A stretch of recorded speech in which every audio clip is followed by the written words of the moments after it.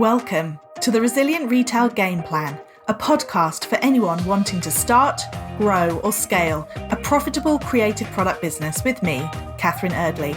The Resilient Retail Game Plan is a podcast dedicated to one thing, breaking down the concepts and tools that I've gathered from 20 years in the retail industry and showing you how you can use them in your business. This is the real nuts and bolts of running a successful product business, broken down in an easy, accessible way. This is not a podcast about learning how to make your business look good. It's the tools and techniques that will make you and your business feel good. Confidently plan, launch and manage your products, and feel in control of your sales numbers and cash flow to help you build a resilient retail business.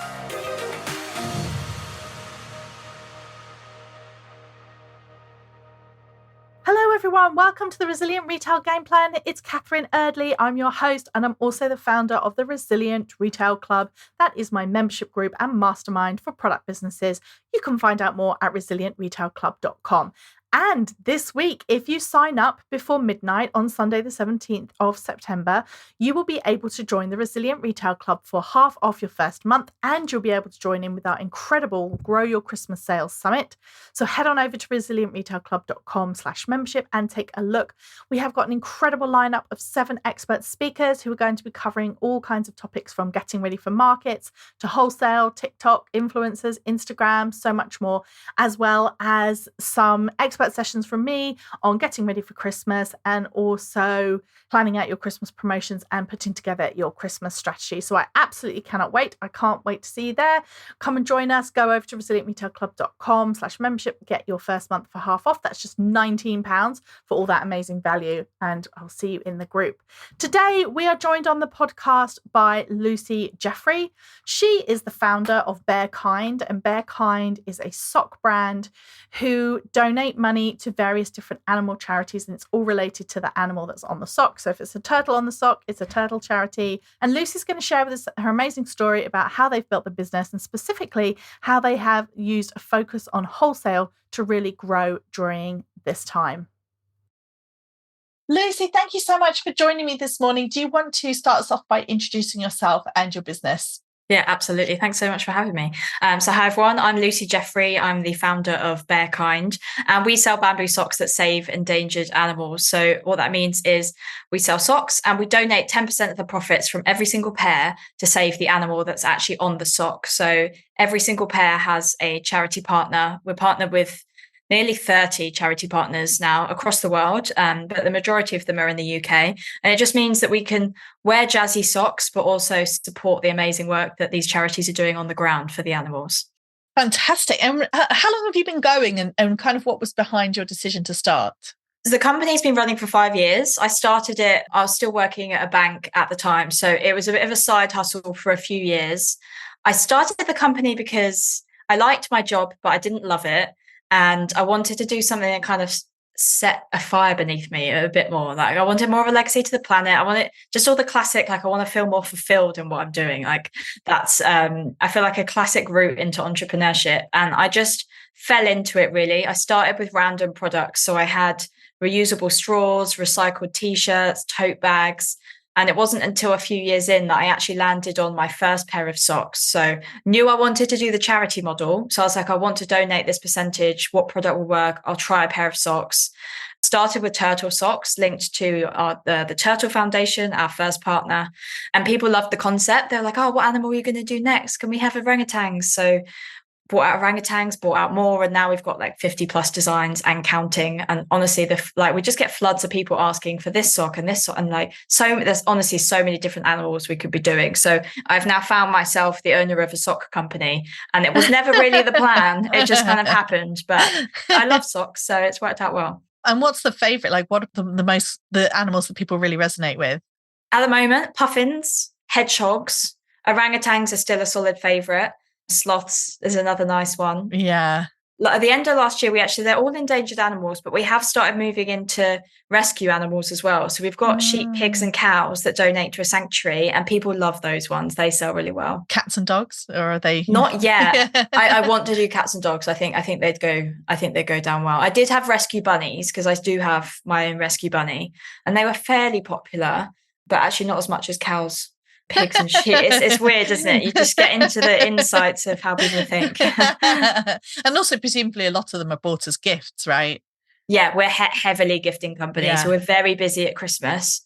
And I'm sure we'll get into this, but, quieter throughout the rest of the year. So very much a Christmas company, stocking fillers and the like, crackers, whatever, they're an easy gifting product, pair of socks. Yeah, for sure.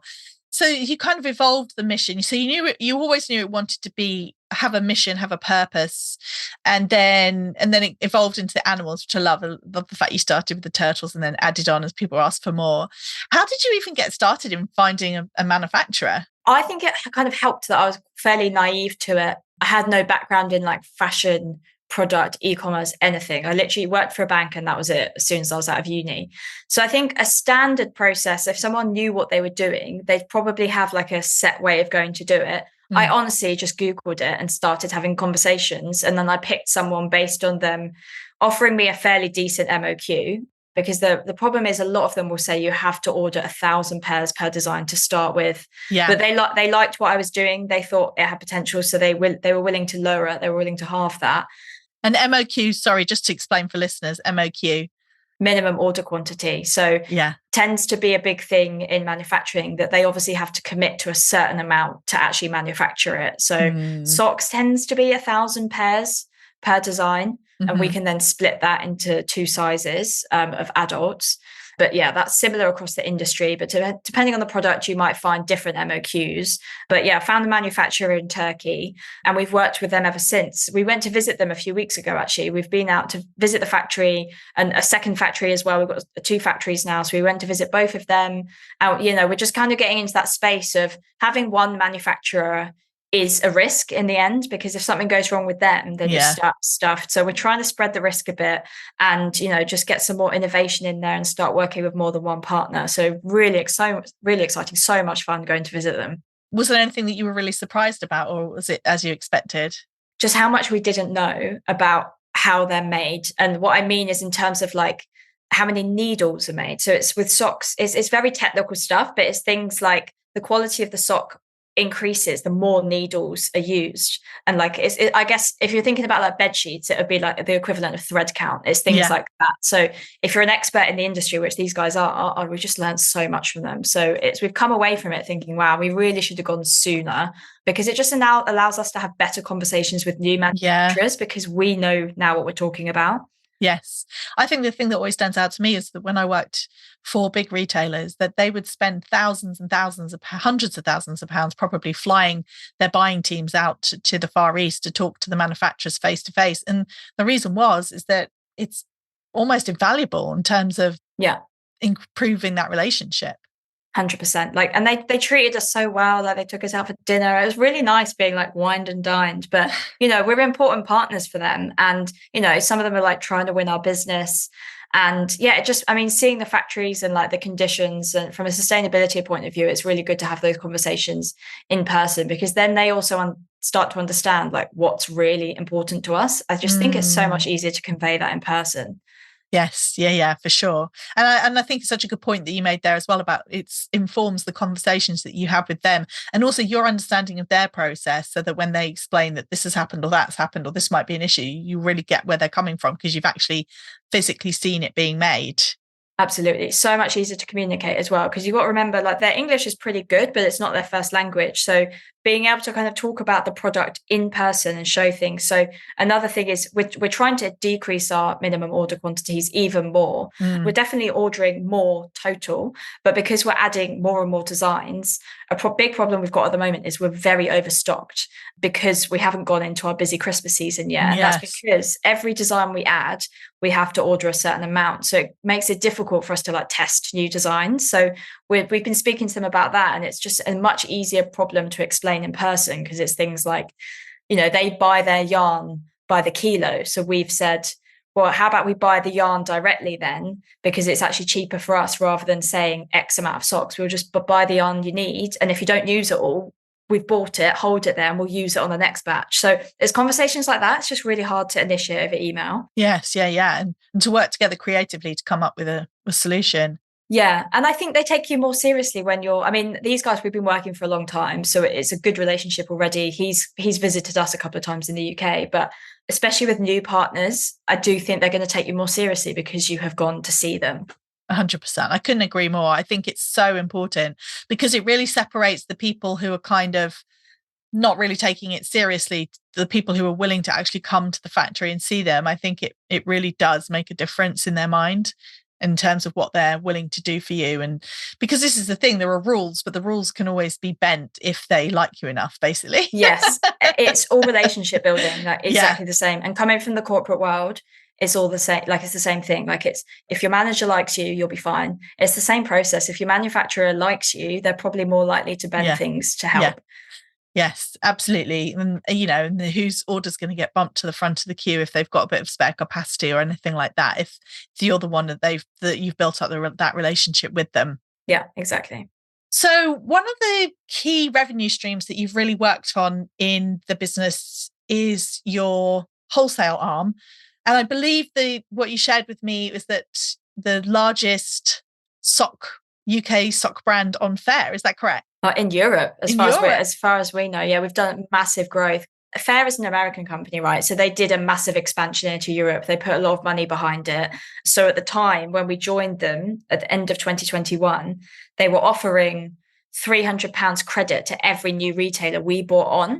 Mm-hmm. People were very skeptical of this, and naturally, because they're like, is it a scam? Where is this money coming from? But we kind of like looked into it. They'd taken millions of dollars of investment. So we were like, this is sound, let's go for it. And we just absolutely rinsed it and have grown so fast on there, to the point where like they were doing like a match scheme where they were like, for every retailer you bring, we'll give you back one, like we'll promise you this amount of orders within a time frame. They actually had a call with us and said, we're not actually going to be able to do it in a time frame because we actually owe you so many customers. It's going to have to keep running. I think we had that call last year at some point. It's only just run out, those like customers that they promised us. Wow. Yeah, so we just did massive growth in that channel, and it was just a case of realizing the opportunity and then putting the work in. It was hard work, but it paid off. Yeah. So what would you think were some of the kind of key factors in your success? Obviously, recognizing the opportunity is part of it, and then also going for it and really putting the work in. But was there anything else that you feel like you particularly honed in on what the retailers wanted? Was it just a question of being super dedicated? Oh, of course, at first it's like, it is a really good product. Like it's a really nice product. So I think that helps. Yeah. But yeah, so in terms of putting the work in, I can explain like what we actually did. So a lot of lead generation. So I would sit there and go through Google Maps, Instagram, Facebook, and I would just go and find as many retailers as possible. And then we would start our cold emailing. And then when we had a lot of people, even if someone was slightly warm, either they'd signed up to Fair, or maybe we could see they'd signed up and they got credit but hadn't done anything with it, or they'd maybe responded to an email and then gone cold, we'd then send them a sample and a postcard to say, you've got £300 of credit. Like, here's the product. It's real. Trust us. That worked really well. I think our socks translate really well in person because the concept is great online, but you need to be able to feel that it's good quality. So sending samples definitely helped. Our email outreach has been really good. Email newsletters as well. So we used to do them monthly. Now we do them every 2 weeks. Those kind of newsletters. And I'd say they're very much helping our retailers. Now, this is more of like a helping get return customers, but it does help with the acquisition as well. So that's more helping our retailers sell. So we'll give them all their marketing assets. So we send a Google Drive with like all of the stock imagery they need, all the graphics. If we do any marketing campaigns, we share that with all of them. We have like point of sale stands ready to go, catalogs, posters. Like it's just, we look at it as such a huge opportunity, wholesale. So we just put as much into it as possible and think, okay, how can we help these retailers sell our socks and just bend over backwards and just try and do everything we can for them because they're such valuable customers. Yes, yeah. I think that's such a good way of looking at it because that is a big difference. I work with a lot of independent retailers and boutiques, and they're all really time poor. Yeah. I think that there is a really special, amazing breed of people that run their own independent retailer, and I think that they there's a lot to manage, right? It's a lot between staff and stock and buying and marketing and everything else themselves, that if you're coming to them and actually saying, look, here are assets, that is a massive boost. And I could totally see why they're like, well, these people are not engaging with me and these people are giving me everything I need to succeed, so who would you pick? Yeah, it's a lot of work, but once it's set up, that ecosystem is then there. Yeah. And it sets you up for a good relationship as well, because they know they can come to you and you've got it sorted. And I'd say this really helps as well. The mindset really helps with your servicing of these customers as well, because naturally there might be issues. Shipping goes wrong, customs, anything, COVID, Brexit, whatever. But if there's anything that goes wrong, that's when we just completely absorb it and we'll say, sorry, leave it with us. Like whatever happens, we will sort it. Because it is a case of these guys are really time poor. And you know what, even if, an order might go missing or it's like falling off the lorry or whatever happens, they're so forgiving because they're business owners. They know things go wrong. All they want to know is that they're not going to be out of pocket and that they don't have to worry about it. So that really helps. I think the time poor thing is actually something we use in our marketing a lot. We're thinking of them as they're just really busy people. Yeah. How do we market to really busy people? Yeah. That's such a good point. So when did you actually first start wholesaling then? Later on. I feel like we were quite late to it in terms of our e-commerce journey. So 2021, that was my first full-time year on the business, and I was only reacting to wholesale. So I'd get someone that maybe came to me and said, can we do wholesale? I'm like, oh, sure, I should probably find some pricing. And I just kind of made up as I went along.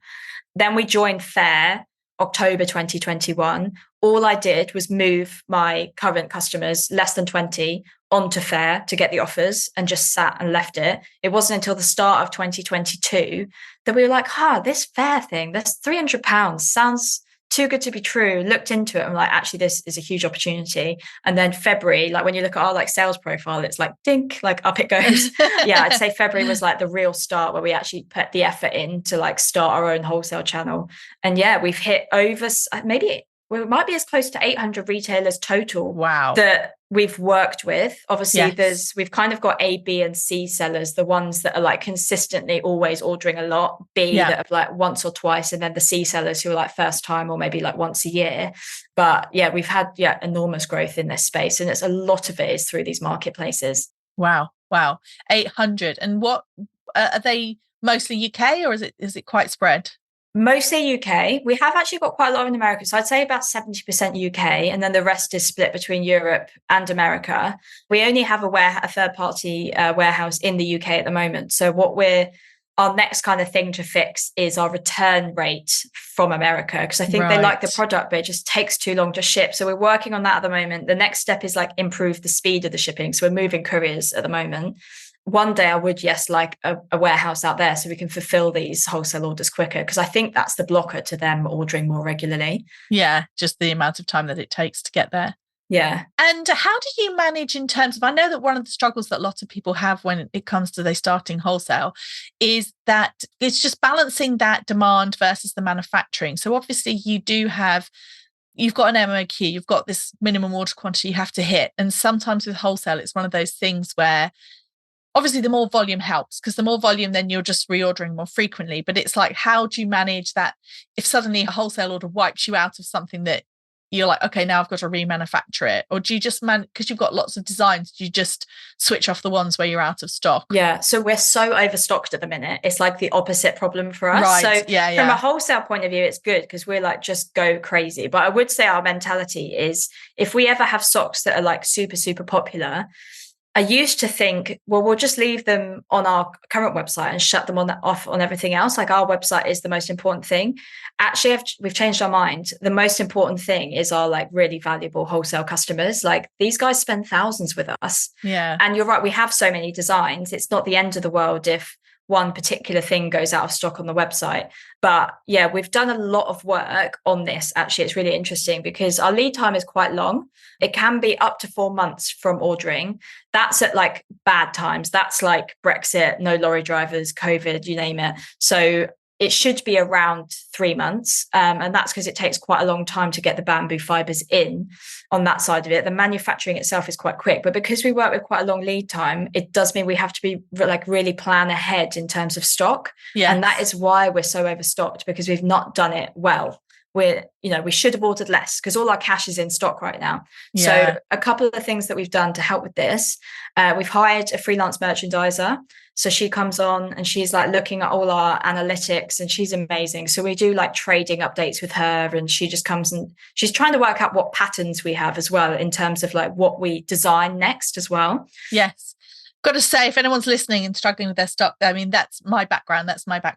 Merchandising. Merchandisers are wonderful assets. When you get to the size you can have one, get one. Absolutely. Because I was trying to do it myself and I was going crazy. Like I was sitting there trying to work it all out. It was fine to start with because it was a case of, okay, well, we don't have elephant socks, so I'm going to add elephant socks. But now we've got such a good range. Yeah. I was struggling to know what to order next, of what colors to go for, and how to, we have almost like, we've got to think about like the fashion seasons, but also the charities that we support, the animals we need. There's so many factors, and I was just going crazy. And I was sitting there thinking, do you know what? This is actually someone's full-time job that they've trained for. There's no wonder that I'm struggling with it. So thank God we've hired someone now. Yeah. I always think merchandising is one of the things that people don't realize, or people quite often, I've talked to people who've built their, multi 7-figure business, and I feel like merchandisers are always the last people they bring in. And it's at that point where they're like, oh, right, yeah, actually, we really need that help with cash flow. And that's a lot of then what I do when I'm working one-to-one, particularly with clients, is all about that piece of like, how do you figure out what to order? But it's so interesting to hear that that's who you brought in, because it's exactly that. And so many people miss it. So miss that role even exists, but it's so key. And I don't think you'd even know the name of it, unless it's only because I've got friends that are merchandisers that I understand what it is. That's the thing. Otherwise, I don't think you'd know what it's called. No, I completely agree. That also actually brings me on to, we sort of touched on it, but you talked about the challenges of cash flow. So how do you, because you are super seasonal, right? So it's really heavily focused on that fourth quarter. Obviously, you've brought someone in to help manage that with the cash flow forecasting and everything. But how do you hold your nerve? I suppose that was the other question I was going to ask you, because I do know for a lot of people who are very heavily seasonal, they find it really quite difficult when a lot of the year is quiet, and then you've got to have faith that fourth quarter is coming. Do you see what I mean? Yeah. It's do you know what? It's not even the quarter. Like last year, 60% of our revenue came in November and December. Yeah. Like it is, I mean, when it's happening, it's great. But as soon as you're out of that, you're like, are we doing the right thing here? Holding your nerve. I'd say we know exactly what we need each month to break even. Yeah. So so my partner joined the business at the start of the year. He quit his job. His background's in finance, so it really helps to have that kind of finance brain in the business. Yeah. So we are so tight that we know exactly what we need to hit to be profitable. We also know like what our next steps are, like what we do if we were in the kind of like a crisis situation. So we're almost planning for the worst. Thankfully, the worst hasn't happened. And we're kind of hoping now that it will, what is it, September now, that we'll start to see sales tick up. We're already getting big wholesale orders come in now because all our stockists are getting ready for Christmas. So we're like holding on. But I'd just say it is being like really tight on your numbers and understanding that, we've probably made just a loss just every single month so far this year. Like that's hard. That's really hard. But we know we were really like successful in turnover last year. We weren't as profitable as we liked. That's an interesting piece because marketing was just shockingly expensive, as just rising everywhere. The postal strikes really stung us as well. Our shipping costs went up 3 times.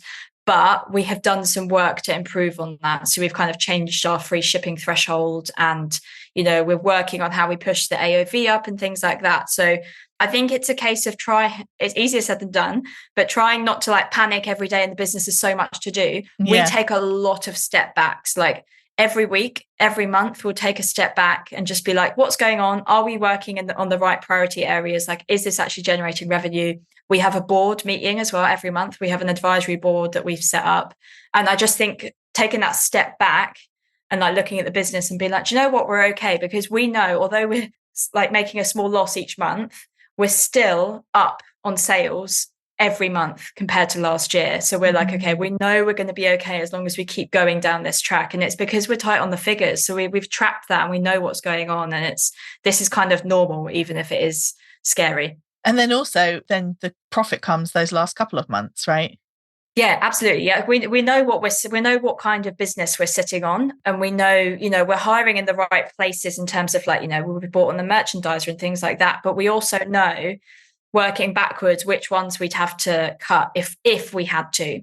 So it's kind of knowing where your costs lie and where things and having emergency backup as well. Like if you need to take a loan, if you need some kind of line of credit, like I have periodic conversations with banks, e-commerce loan providers, anything like that, just to see what the rates are, just to understand if we needed to get access to money fast, we could. And we haven't had to, but I just feel like I know exactly what to do if like a kind of, if the Christmas isn't as good as we'd hope. Like, I guess you never know what's going to happen. No, but you can only prepare yourself. And it's really interesting you mentioned that about lines of credit, and it's one of the things that I think people often don't realize, that the extent to which big retailers are running at a loss until Christmas. And I had always heard, when it came to Black Friday, that the reason that it was called Black Friday because that was the day that the retailers went into the black, because they'd been in the red. Surprised. They've been in the red the whole year, and then that's when they became profitable.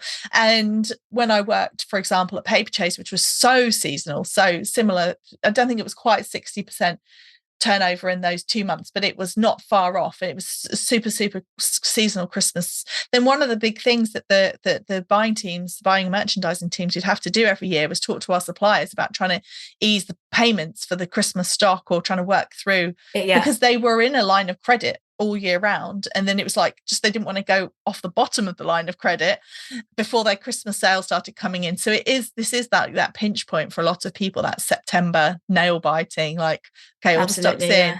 But it's interesting what you're saying about wholesale. So you are getting these, that is another reason that people often don't think about with wholesale, but it can help with that cash flow, right? Because wholesale Christmas orders will come in before the consumer Christmas orders.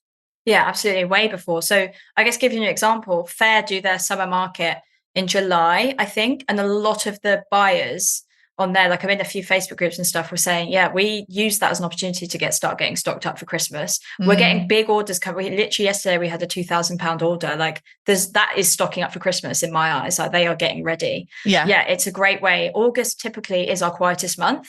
Mm-hmm. But actually this year it's been okay, because we've worked really hard on like getting those wholesalers in. We've done a lot of relationship management as well. So these our A sellers, as it were, the one that ordered yesterday, like we've been on the phone to them recently.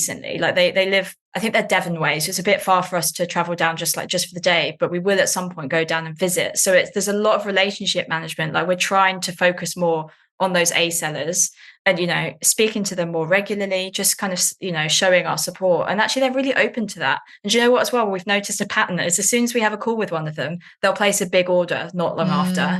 It's crazy. Yeah, because you've reminded them that you're there and that you're great to work with, and why not? It's that relationship, as you said.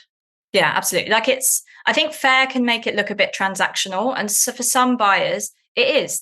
They just want to work. They're so busy. They like the transaction. They like just shopping on Fair. It's open 24/7. It's almost just like internet shopping. But others, like I see it as relationship management. It's not just a transaction. And I think that really, it makes them more loyal as well. They're less likely to go and shop somewhere else. Yeah, for sure. I do have to ask you one question before we wrap things up, and that is, just before we started recording, you mentioned that you're about to leave for Australia. Yeah. So I was curious, how did you manage, and was it deliberate to set the business up to be portable, as it were? Yeah, at the time it was, because my partner was on like a international scheme for work. So we thought we'd end up in China or Hong Kong because it was with HSBC. So that was the plan, but then COVID happened. So we've actually been in the UK with his job since. And then I was just like, you know what, I'm just going to quit and run the business anyway. Like, I'm just going to go for it. So I did that. And we never thought it would happen this soon. He was a kind of career finance corporate man. He's completely had a change of heart and now has come into the business and realized he's Australian. So he wants to spend more time with his family. So it was an idea, but we never really planned it this way. And now it's turned out that, we now can spend about half the year in Australia running the business from there. It's tough from a time zone point of view, because our 9 a.m. team call in the UK is at 8 p.m. in Melbourne. Right. So we just have to completely change our like lifestyle whilst we're out there. But it does mean we can get up, have a nice like easy morning, go for a swim, go for a run, like, and also we can focus really well in the day because everyone else is asleep. So you've got no incoming emails or anything. So it's a completely different way of working.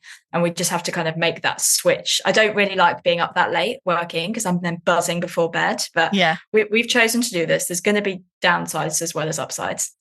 That's fantastic, though. I think that's the dream, though, isn't it? For a lot of people, is how you have a business that is, you can just do that, just say, right, I'm going to go 6 months of the year to a totally different place and run it.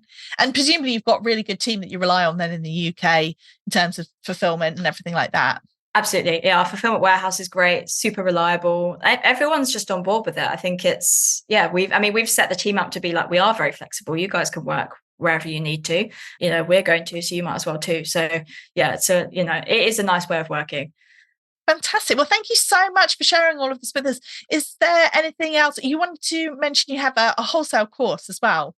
Yeah, absolutely. So we've, off the back of all of this, we've realized that actually, we're quite good at the wholesale side of it. And so we've started our own YouTube channel. So I'd actually start there. We're called Candid Founders on there. So we've got our own podcast that is more of a YouTube channel now. So we just talk about everything to do with the business, like how it's going. We share our monthly board meetings on there, like just so people can learn from us. And then off the back of that, we're like, okay, let's start a digital course. So you'll find that through the YouTube. But if you're interested, it's wholesaleautopilot.com. And it's just a load of video content on like how to do your lead generation, your email marketing, like everything. And we continuously release content on that because we're learning as we grow as well. So definitely check out our YouTube. There's, we talk about all sorts on there. So that's Candid Founders. Amazing. Well, thank you so much for joining us. It's been a great conversation. And of course, Bear Kind, you can find. Yeah, we're Bear Kind on everything. It's BARE Kind. So it's Bear Kind on Instagram, bearkind.com. So it's just Bear Kind on everything. And Lucy Jeffrey, if you want to connect with me on LinkedIn as well. Thank you so much for listening to today's episode, and thank you so much to Lucy for coming on. I really enjoyed hearing her story about how she built up her wholesale to over 800 stockists and becoming the largest sock brand in Europe on Faire. It's incredible. So I just wanted to point out that some of the things that we were talking about in this episode, such as the break-even point, such as cash flow, such as stock planning, this is all covered in my book, Tame Your Tiger, How to Stop Your Product Business Eating You Alive. So if you want to get more information on these topics, then go check it out. And also, if you are a club member, then you can access the Tame Your Tiger course, which goes into even more detail than the book and has videos and explainers and so much more. And of course, if you're not a member of the club, then you can join us for just £19 as long as you sign up before Sunday, the 17th of September at midnight. We would love to have you. And you'll also get tons of value because we have our Christmas summit coming up. Thanks for listening to the podcast. If you rate and review in Apple Podcasts, that means the world to me. And of course, if you rate within the Spotify app, that's brilliant as well. And of course, if you follow or subscribe, you'll be the first to know about every new episode out each Thursday.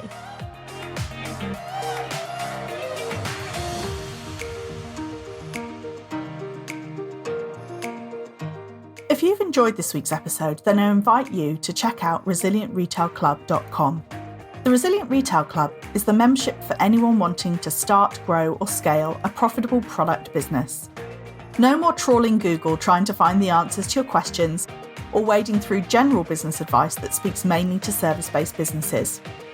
Whether you're still at the idea stage or you've been going for a while but want to get more focused and organised when it comes to your business, the Resilient Retail Club is the place for you.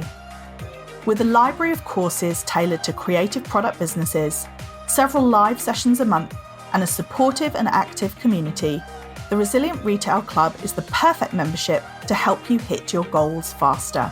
Check it out at resilientretailclub.com.